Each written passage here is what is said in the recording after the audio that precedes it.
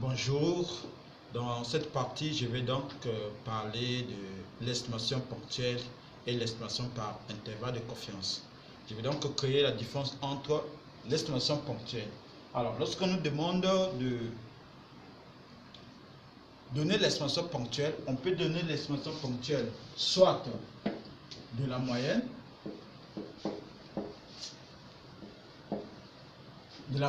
M. On peut demander l'estimation ponctuelle de la variance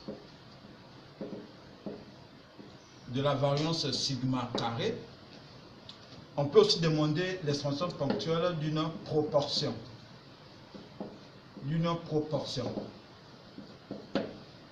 Ok. Pour la moyenne et une proportion, c'est lorsque la variable est quantitative. C'est plutôt quantitatif. Alors, pour une variable qualitative, on doit donc donner l'expression ponctuelle d'une proportion. Donc ici, c'est pour une variable qualitative. Alors donc, pour être bref, l'expression ponctuelle de la moyenne est donnée par la statistique x bar. Et la statistique x bar, donc 1 sur n, la somme i allant de 1 à n xi. L'estimation ponctuelle d'une variance sigma carré est donnée donc par la variance corrigée. Alors, on appelle ça donc la variance corrigée ou encore la variance modifiée. Il y a donc une relation entre la variance corrigée et la variance corrigée. Alors, donc, on a la variance corrigée qui est égale à n sur n moins 1 de la variance observée. Et la variance observée, S carré, est donnée par la formule 1 sur n, la somme i allant de 1 à n, xi moins x bar au carré.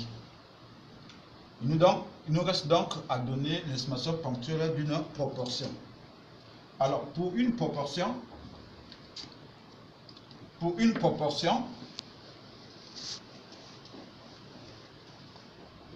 la proportion et l'estimation ponctuelle d'une proportion P est donnée donc par la fréquence f de n.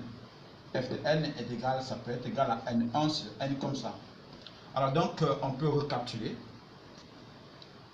Lorsqu'on veut donner l'estimation ponctuelle, on cherche à trouver une valeur approchée. Alors que l'estimation ponctuelle pour les mêmes statistiques, on peut donner l'estimation ponctuelle par intervalle de confiance. Alors donc, en résumé, on peut faire ce graphique. Commençons donc par estimation par intervalle de confiance pour une moyenne. Alors là, la première question qu'on doit se poser, est-ce que la variance, est-ce que sigma carré est connu ou sigma carré est inconnu? Alors, si sigma carré est connu, donc l'intervalle de confiance de la moyenne est donné par la formule xn bar, où xn bar est la statistique, plus moins. Alors ici donc, nous avons le factile z de 1 moins alpha sur 2 qui multiplie sigma sur racine carrée de n, puisque le sigma est connu. Alors, le cas où sigma carré est inconnu, là il y a deux cas possibles. Soit le n est supérieur ou égal à 30, soit le n est inférieur à 30. Si le n est supérieur à 30, alors donc intervalle de confiance de la moyenne est donné par la même formule xn bar selon plus ou moins z de 1 moins alpha sur 2. Seulement comme le sigma est inconnu, alors ici on aura donc SC, les cas types corrigés sur racine carrée de n. Alors, cette même intervalle de confiance, peut-être on pourra démontrer que ce n'est qu'égal à xn bar plus ou moins z de 1 moins alpha sur 2. Et ici, on peut prendre directement le cas type S divisé par racine carrée de n moins 1. Ok. Ça, c'est le cas où sigma carré inconnu, n supérieur à 30. Voilà donc l'intervalle de confiance.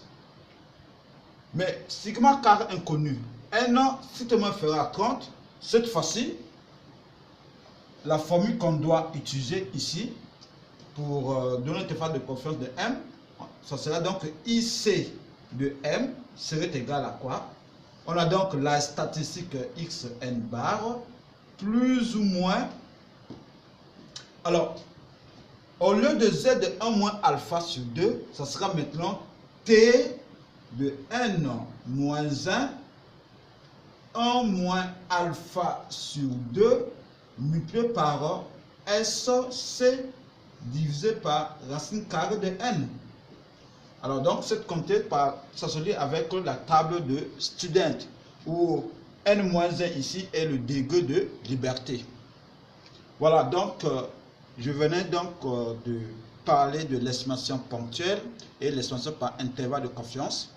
Et on a compris que pour l'estimation ponctuelle, pour une moyenne est donnée par la statistique x bar. L'estimation ponctuelle pour la variance sigma carré est donnée par S carré de C. Et l'expression ponctuelle d'une proportion est donnée par la fréquence. Nous venons donc de donner sur l'expression ponctuelle de la moyenne. Je vais maintenant donner l'expression par intervalle de confiance d'une variance. Bien, donc ça je vais essuyer. Et s'il faut donner l'expression ponctuelle, cette fois-ci, ce n'est plus de la moyenne, c'est maintenant de sigma au carré. Et là, ça sera plus sigma carré connu ou inconnu, ça sera maintenant m. Est-ce que la moyenne est connue? Est-ce que la moyenne est inconnue? Alors, si la moyenne est connue, l'intervalle de confiance de sigma carré serait égal, donc j'aurai donc ici n, l'écart type au carré, donc qui représente la variance, mais plutôt c'est le non corrigé, divisé par, on a donc qui 2 de 1 moins alpha sur 2, et de l'autre côté, j'aurai n s carré sur qui 2 de 1 moins plutôt alpha sur 2. Alors il faut préciser que ceci c'est à n degrés de liberté. Donc c'est à n degrés de liberté.